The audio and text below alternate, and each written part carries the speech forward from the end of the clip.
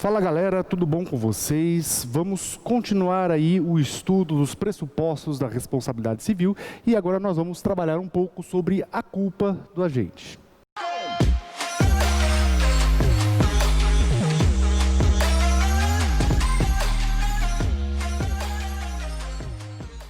Bom pessoal, nós estamos continuando, estamos estudando aí, na verdade, os pressupostos da responsabilidade civil. A gente já viu aquele primeiro pressuposto, que é o estudo da figura do agente, o segundo pressuposto, que é a análise da ação e da omissão desse agente. E agora nós vamos para o terceiro pressuposto, que é a análise da culpa.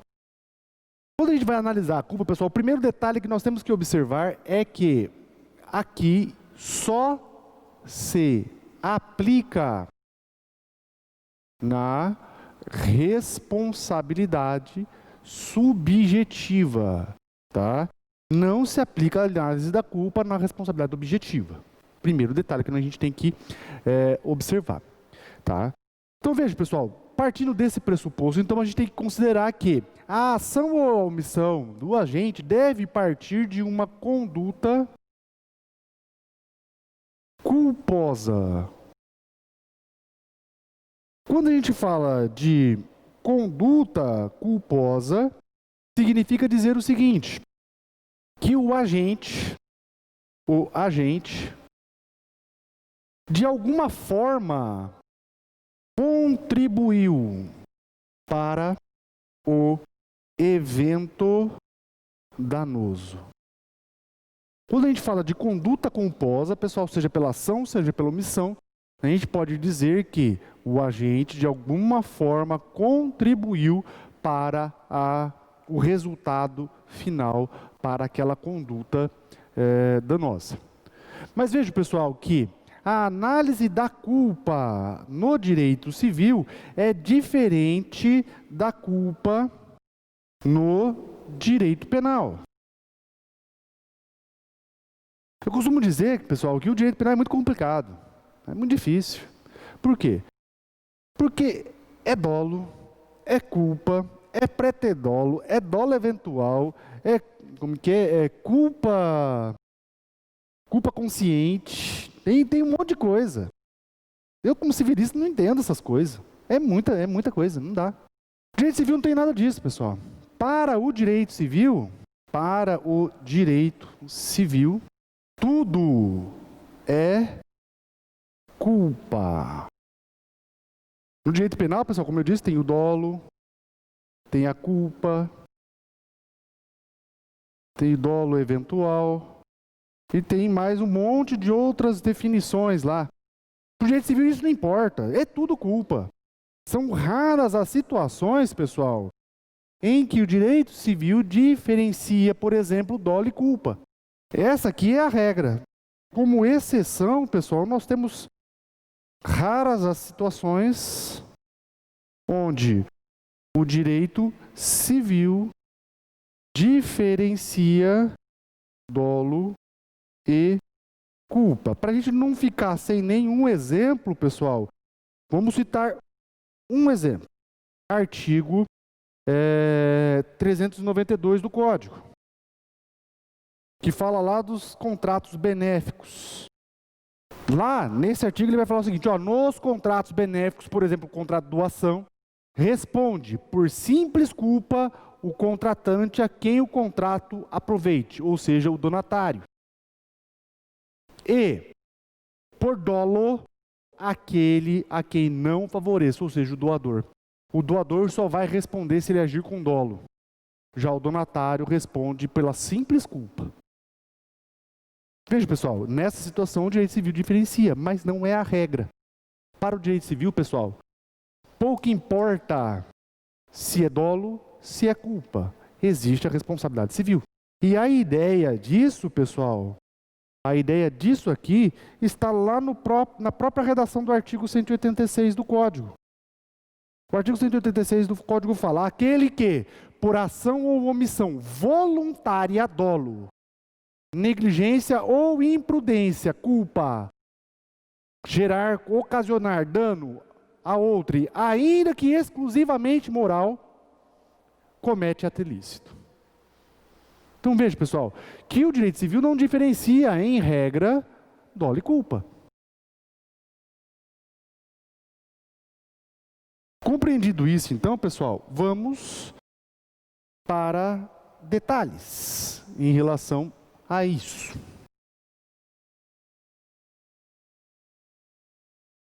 Continuando então essa análise, pessoal, vamos agora estudar o que é negligência, o que é imprudência e o que é imperícia. Lembrando que tudo é culpa, pessoal, mas a gente pode considerar o seguinte: a culpa lato sensu, que abrange o dolo, que aqui a gente coloca como a intenção de praticar o dano, e a culpa stricto sensu, que é a culpa propriamente dita, certo?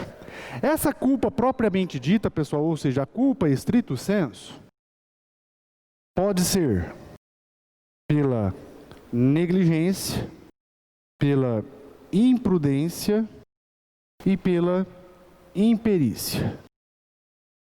O que vai ser a negligência, pessoal? A negligência é falta. Conduta do agente ela é negligente quando falta cuidado, falta cautela, falta diligência. E essa falta de cautela, essa falta de cuidado gera o dano. Exemplo, pessoal. Estou lá dirigindo meu carro, desatento e não observo uma placa pare e furo uma preferencial, provoca um acidente. A minha conduta é negligente. Por quê? Porque faltou atenção. Veja, pessoal, eu não furei a placa pare, não furei a preferencial porque eu quis. Porque se eu quisesse, por exemplo, estou lá com pressa e furo o sinal vermelho porque eu quis. Aí é dolo. Aí entra no dolo. Mas não, eu estava desatento, né? Olhando o som, olhando o celular, né? Ou olhando alguém na rua e tal, e não vejo que o sinal está fechado. Ou estou pensando na morte da bezerra mesmo, né? Não vejo o sinal fechado. Nessa situação, falta de cuidado, falta de diligência, negligência. Imprudência, pessoal, se caracteriza pelo excesso. Está sobrando, foi a mais, ultrapassou o limite do necessário. A conduta do agente, pessoal, é qualificada pelo excesso. E é esse excesso, esse mais, esse plus, que ocasionou o dano. Por exemplo, pessoal, excesso de velocidade é o quê? Imprudência. Excesso de velocidade, imprudência. Ultrapassagem em lugar proibido, imprudência. Ainda que você não queira provocar o dano, pode entrar na imprudência. E por fim, pessoal, imperícia. Falta de habilitação técnica para a prática do ato. Essa habilitação técnica, pessoal, sendo ela exigida pela lei. Porque se ela não é exigida pela lei, particularmente não precisaria, então, ter habilitação técnica. Mas veja, para você projetar um prédio, o que você precisa? Ou você é engenheiro, ou você é arquiteto. A partir do momento que você projeta um prédio sem ser engenheiro ou arquiteto, você é imperito. Se esse prédio desaba, essa conduta foi pela imperícia. Em relação aos médicos, pessoal, a parcela da jurisprudência majoritária tem compreendido que, dependendo da especialidade médica, necessariamente você precisa ter uma formação específica. Por exemplo, cirurgia plástica. Não é qualquer médico que tem habilitação técnica para se fazer uma cirurgia plástica. Então, tecnicamente, pessoal, a gente pode dizer que aquele médico generalista que faz uma cirurgia plástica e provoca um dano, ele é imperito. Mas há decisões, pessoal, que considera que numa situação dessa, pelo simples fato dele ser formado na medicina, ele é perito. tá? Sem querer, né, questionar, né, com salvo melhor de juízo aí, ou com devido respeito, eu discordo, tá? A gente tem que considerar que a formação generalista da medicina, ela é básica, ela não te ensina especialidades, né? Para você atuar em especialidades, necessariamente você precisa ter a especialidade, e de preferência registrada no Conselho Federal de Medicina. Sem a registro no Conselho Federal de Medicina, tecnicamente, o médico não poderia estar atuando. Tá? Mas, né, a gente tem entendimentos para os dois lados. Um detalhe importante, pessoal, que a gente tem que considerar aqui, na questão da imperícia, é a falta de habilitação para a direção veicular. Tá? A jurisprudência dominante, inclusive do STJ, pessoal, tem compreendido que a falta da habilitação da Carteira Nacional de Habilitação não gera imperícia se a pessoa provocar um acidente. Tá? Não é pela imperícia, pode ser pela negligência ou pode ser pela imprudência, mas não vai ser pela perícia. Por quê, pessoal? Porque a jurisprudência considera que a pessoa, mesmo ela não sendo habilitada pela administração pública para dirigir, isso não significa que ela não sabe dirigir. A Carteira Nacional de Habilitação, na verdade, é um documento administrativo que te autoriza a dirigir, mas não significa que você não sabe dirigir. Ok, pessoal? Então, a jurisprudência dominante tem compreendido que a falta de CNH não gera imperícia. Pode ser pela negligência, pode ser pela imprudência, mas não imperícia. Tá? Um detalhe importante aqui, pessoal, uma questão prática do assunto. Quando se vai fazer uma petição inicial, pessoal, é bem comum a gente visualizar a seguinte situação. O advogado, naquele empolgação do discurso, na petição inicial, coloca: a conduta do autor foi negligente, imprudente e imperita. Não, pessoal, pelo que a gente acabou de falar, essa forma de qualificar está errada. Porque é praticamente impossível, pessoal, a mesma conduta do autor ser negligente, imprudente e imperita. A não ser que haja mais de uma conduta, provocando o mesmo dano. Aí sim nós podemos ter. Mas uma conduta ser ao mesmo tempo negligente, imprudente e imperita, jamais. Por quê? Pelo menos aqui, pessoal, uma é contrária à outra, uma é falta, outra é excesso. Como que vai ser? Né? Uma questão de raciocínio lógico. Então, pessoal, cuidado. Saiba identificar na sua petição se a conduta é negligente, imprudente ou imperita. Dica: como é que você faz a análise? Primeiro, verifica se exige habilitação técnica.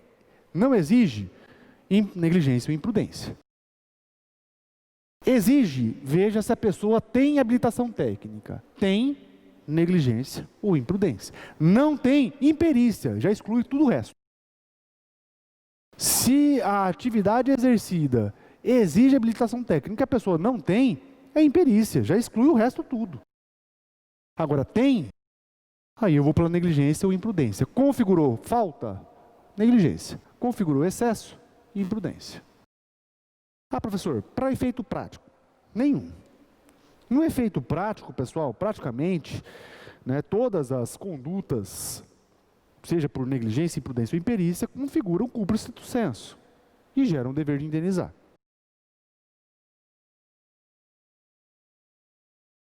Outra análise importante que nós temos que fazer, pessoal, a questão dos graus de culpa. Eu prefiro essa análise do que uma outra análise que boa parte da doutrina também considera, que é a análise dos tipos de culpa. Culpa em vigilando, culpa em eligendo e por aí vai. Por que eu prefiro assim, pessoal? Porque o código atual não trabalha mais essas modalidades de culpa. No nosso modo de ver, a gente segue a corrente da doutrina em que o código atual não analisa mais essa questão de culpa em vigilando, culpa em eligendo e por aí vai. Não, essa análise ela é no Código 16. O Código de 2002 não faz esse tipo de análise, apesar de a gente poder ver essa culpa em vigilando, por exemplo, no artigo 932 e no artigo 936. Tá? A gente pode ver esse tipo, mas o código não deixa isso claro. O que o código deixa claro, pessoal, é a análise dos graus de culpa. Ou seja, como é que se dá a análise da forma representativa dos graus. E basicamente, pessoal, a doutrina aí considera 4 graus de culpa: gravíssima, grave, leve e levíssima. Gravíssima, pessoal, equivale-se ao dolo. É a intenção de praticar a conduta. A grave equivaleria no direito penal ao dolo eventual. Por quê? É a chamada culpa imprópria. Dolo eventual, pessoal, ou seja, a pessoa não tem a intenção de causar o dano. Mas entendedores entenderão. Que se lasque. Tô nem aí. Causei, causou. Ou seja, pessoal, a pessoa não tem intenção, mas ela assume o risco de provocar essa lesão. Ela assume o risco de provocar o dano. Culpa grave. A leve, pessoal, nós temos aí uma falta que poderia ser evitado com uma cautela ordinária, própria dos homens comuns, própria das pessoas comuns, né? Aquele dever de cautela ordinário, aquele dever de cautela que qualquer pessoa deveria ter. Culpa leve. E a levíssima, pessoal, é a mesma coisa da leve, só que aqui a cautela é extraordinária. Cautela extraordinária. Por isso o nome culpa levíssima. Certo, pessoal? Ok. Qual que é a importância de se analisar os graus de culpa, pessoal? A importância está lá no artigo 944 do Código, que é na fixação do dano.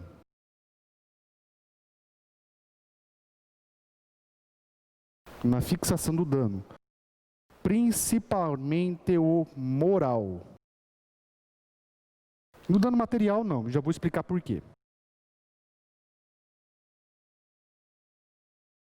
Olhem lá, artigo 944. A indenização mede-se pela extensão do dano. Parágrafo único. Se houver excessiva desproporção entre a gravidade da culpa, graus de culpa, e o dano, poderá o juiz reduzir equitativamente a indenização. Olhem aí, pessoal. Isso aqui, logicamente, não se aplica para o dano material. Por quê? Porque o dano material, pessoal, se mede pela efetiva reparação, ou seja, o valor necessário para retornar ao estado anterior. Mas no dano moral, pessoal, a gente pode analisar o grau de culpa. Inclusive, pessoal, recentemente o STJ, no tema 107, decidiu que o grau de culpa deve ser levado em consideração na fixação do dano moral. O juiz, quando vai fixar o dano moral, ele deve analisar se a culpa é gravíssima, grave, leve ou levíssima. E o STJ fala, eu não posso, diante desse tema 107, a gente pode considerar o seguinte, eu não posso fixar a mesma indenização por dano moral, tendo em conta uma conduta gravíssima em face de uma conduta levíssima, porque isso é injusto. Eu não posso quantificar da mesma forma. Então, uma culpa gravíssima gera um valor de dano moral, em tese, deveria gerar um valor de dano moral maior do que uma culpa levíssima. E é isso que o STJ considera no tema 107, né, que trata exatamente da liquidação do dano moral.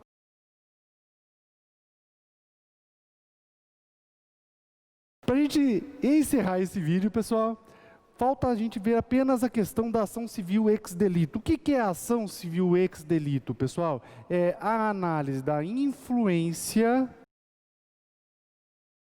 da responsabilidade penal no civil.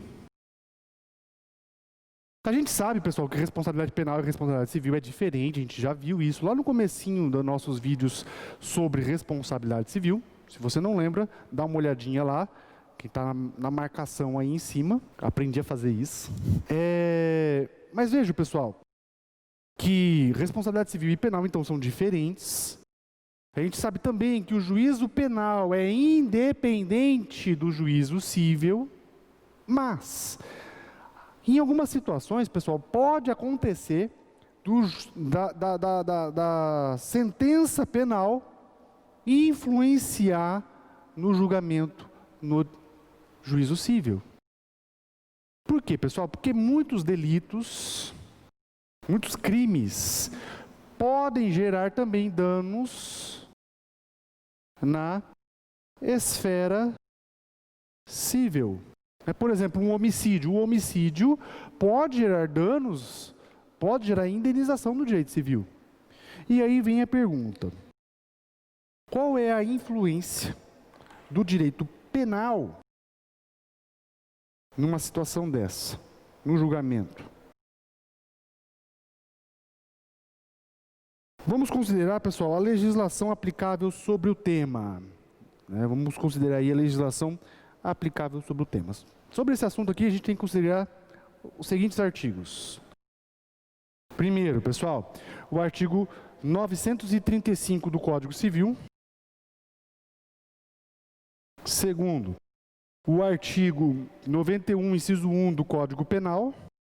Terceiro, o artigo 313, 5A e 315 do CPC e dos artigos 63 ao 68 do CPP, Código de Processo Penal.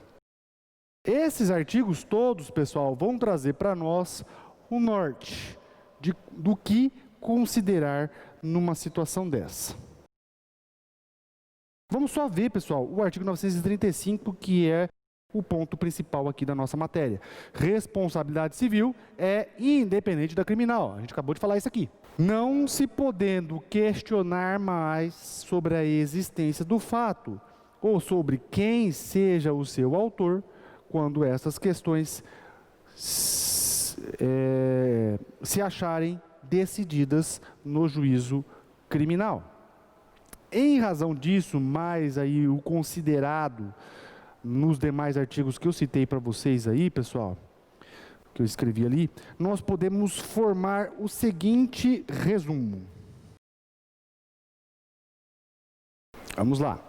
Vamos dividir aqui, ó. Faz coisa julgada no cível e não faz coisa julgada no cível.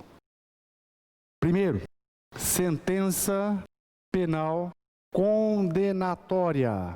Sentença penal condenatória, pessoal, sempre faz coisa julgada no cível.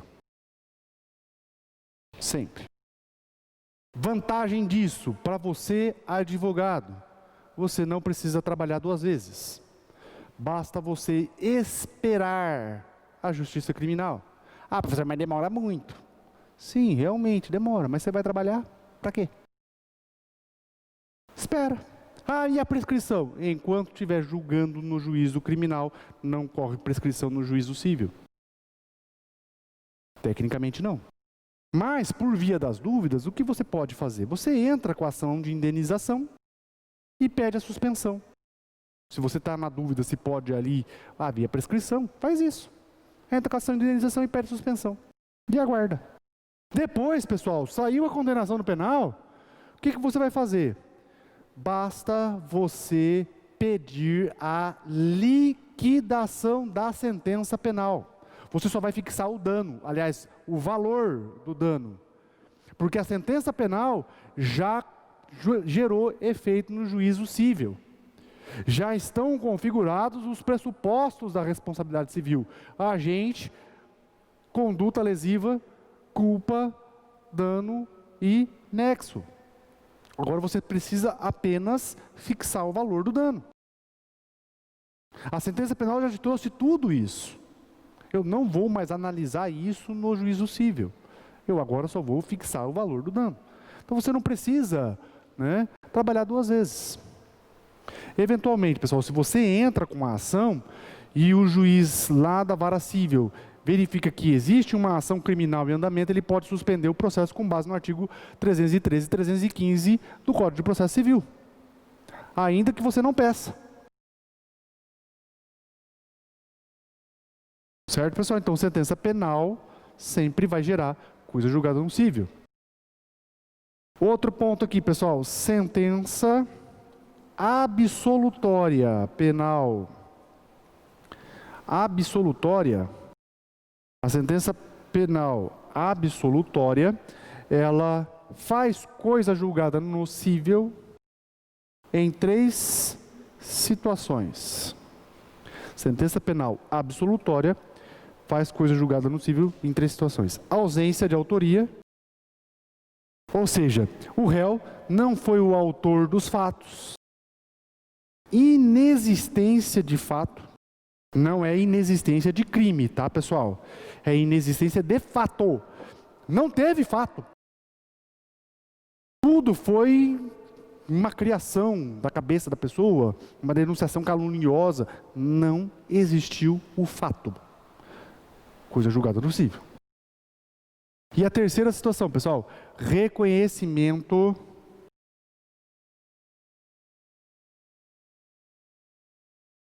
de legítima defesa, estado de necessidade, estrito cumprimento de dever legal e exercício regular de direito. Tá, pessoal? Vejam, se é legítima defesa no juízo criminal, também vai ser no juízo cível. Se é estado de necessidade no juízo criminal, também vai ser no cível. Se é estrito cumprimento de dever legal no criminal, é no cível. E exercício regular de direito no criminal, também vai ser no cível. A única coisa que a gente vai ter que analisar aqui, pessoal, se houve abuso. Se houve abuso, tanto no criminal quanto no cível, pode haver condenação.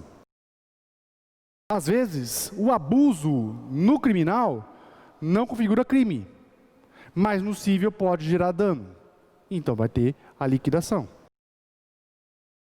E um detalhe importante, pessoal, é aqui no estado de necessidade, que vocês têm que analisar o artigo 929 e 930, pessoal, porque o estado de necessidade não exclui o dever de indenizar se a pessoa lesada não foi o causador do dano.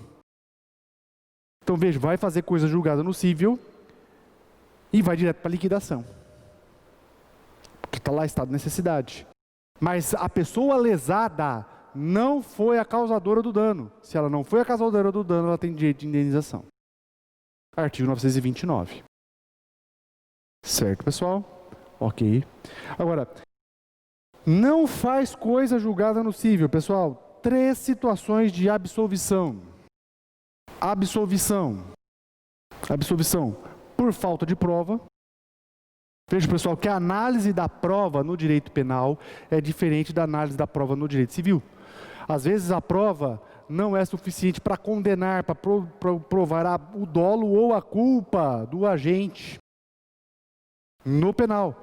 Mas no civil porque no civil o mínimo de culpa já gera dano, já gera o dever de indenizar, culpa levíssima. Então, às vezes, a prova não é suficiente para condenar no penal, mas é suficiente no civil. A mesma prova, inclusive.